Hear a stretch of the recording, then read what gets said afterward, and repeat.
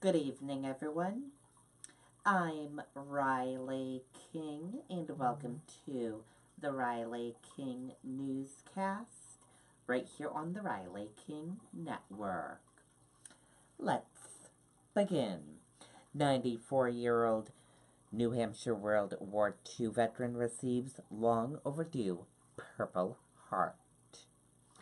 Let's take a listen to the video from WMUR News 9.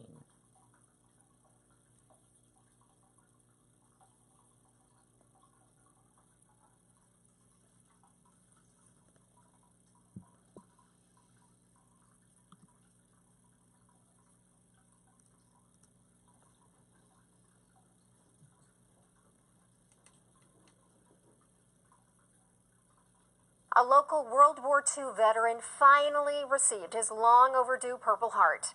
94-year-old Francis Byrne was awarded that medal today at a ceremony at Elliott Hospital. A top Army official delivered the Purple Heart to Byrne for his sacrifice during the Battle of the Bulge. Senator Jeanne Shaheen helped grant Byrne's dying wish. He's suffering from advanced cancer and does not have long to live.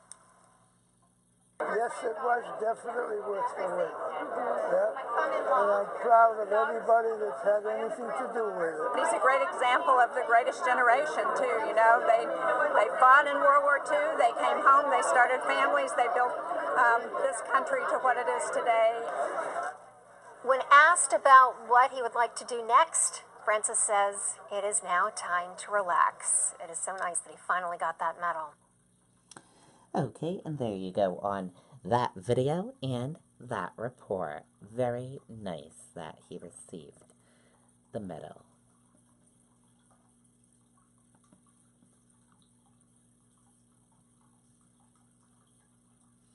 Police Academy graduation to go on after alleged threats by recruit.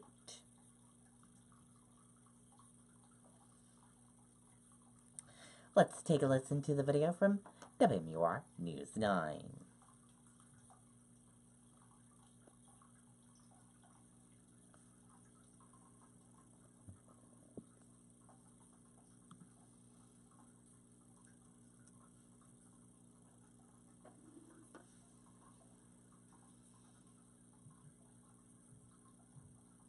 Today's Police Academy graduation will go on as scheduled after being the target of alleged threats by a recruit.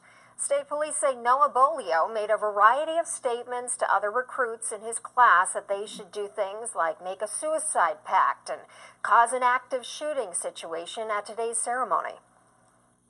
I think it's highly unusual. Highly unusual to have somebody who is in the setting of the academy and making threats against other members of law enforcement. Bolio is facing 2 counts of criminal threatening. He's due to be in court sometime today. Okay, and there you go on that video and that report.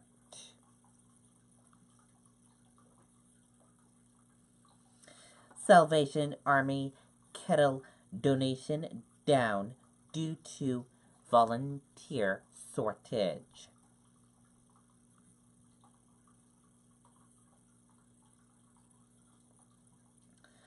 Let's take a listen to the video from WMUR News 9, Andy Hirschberger.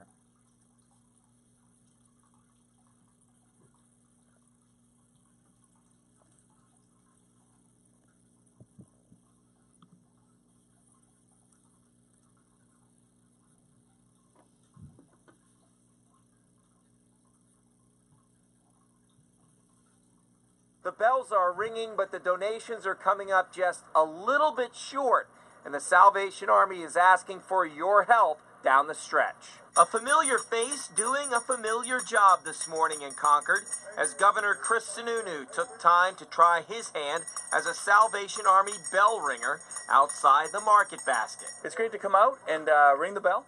Get some awareness and hopefully get a little bit of change and some bills into the kettle, because it's an organization that really makes sure that the money goes exactly where it needs to, right? To the individuals, to the families, for such a variety of needs and services. But with little time left, donations are down, and the problem is volunteers.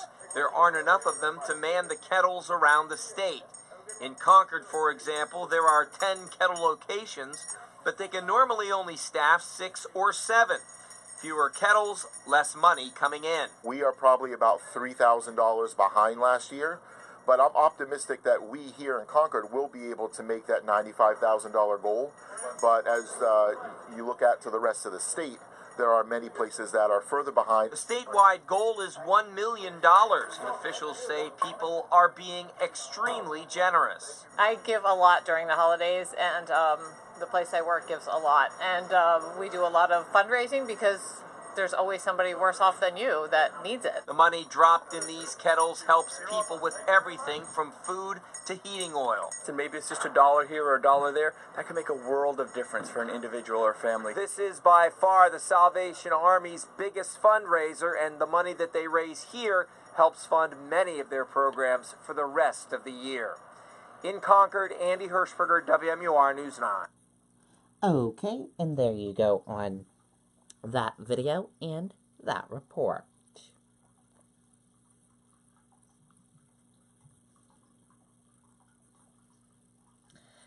Ex-Trump lawyer, I knew what I was doing was wrong.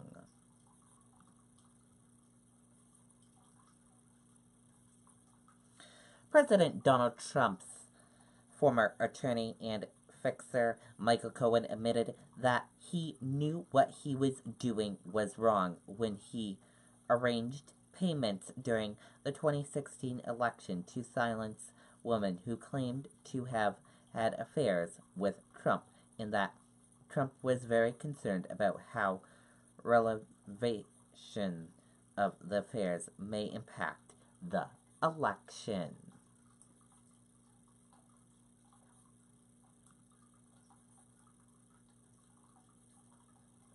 Remembering the Sandy Hook victims 6 years later.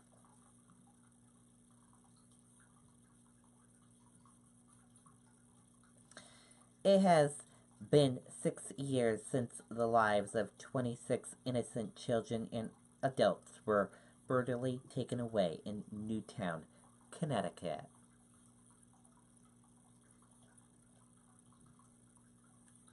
Let's take a look at the video.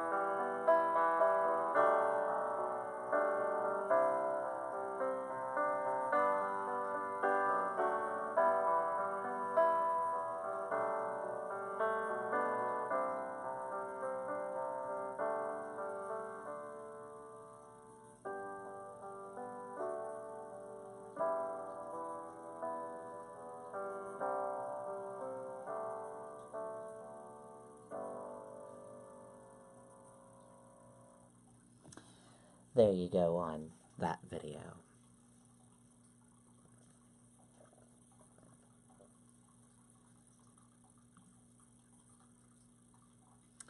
Let's take a look at your U.S. stock market and see how your U.S. stock market closed for this Friday evening.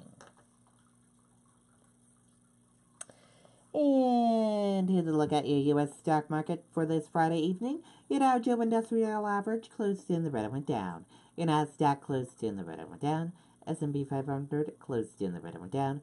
Gold closed in the red and went down. Oil closed in the red and went down. U.S. 10-year closed in the red and went down. Euro/USD closed flat. And VIX closed in the green and went up.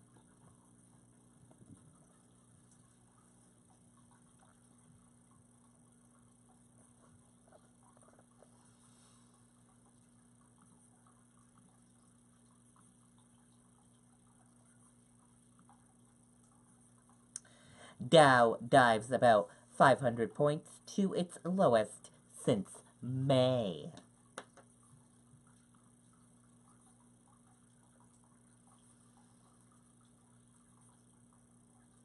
Stocks fell sharply on Friday after weaker than expected data in China and Europe exacerbated concerns of a global economic slowdown. Border Patrol defends handling medical care of 7-year-old who died in custody.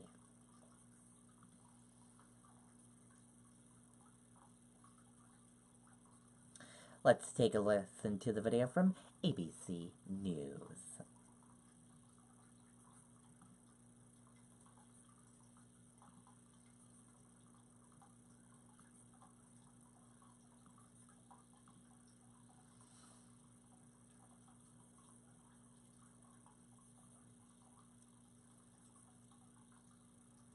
What do you mean you don't row? Everybody rows. Then go ahead and row. Pick up that oar. It was your idea to get into a rowboat. Pick up that oar. This is going very well. We're learning about the death of a 7-year-old migrant girl from Guatemala who died of dehydration and shock while she was in U.S. custody after crossing illegally with her father earlier this month. Customs and Border Patrol tells the Washington Post that before she crossed, she had nothing to eat or drink for several days. 8 hours after she and her father were taken into custody, she started having seizures and she was taken by helicopter to a hospital. Her temperature was over 105 degrees. She later died. The Department of Homeland Security says Border Patrol agents took every possible step to save the child's life under the most trying of circumstances. But the reaction coming in overnight from lawmakers is pretty stunning, including the incoming chairman of the House Judiciary Committee, Jerry Nadler. Nadler says in a tweet that he is demanding immediate answers to this tragedy from Homeland Security Secretary Kirstjen Nielsen. We will see what they have to say about that. Heartbreaking story. Yeah. Okay, and there you go on that video and that report. And that did it for the Riley King Newscast right here on the Riley King Network. I hope you all have a great rest of your Friday evening, and I'll see you back here tomorrow for another newscast. And I'll have a news report coming up in a little bit. Good night, everyone. Bye.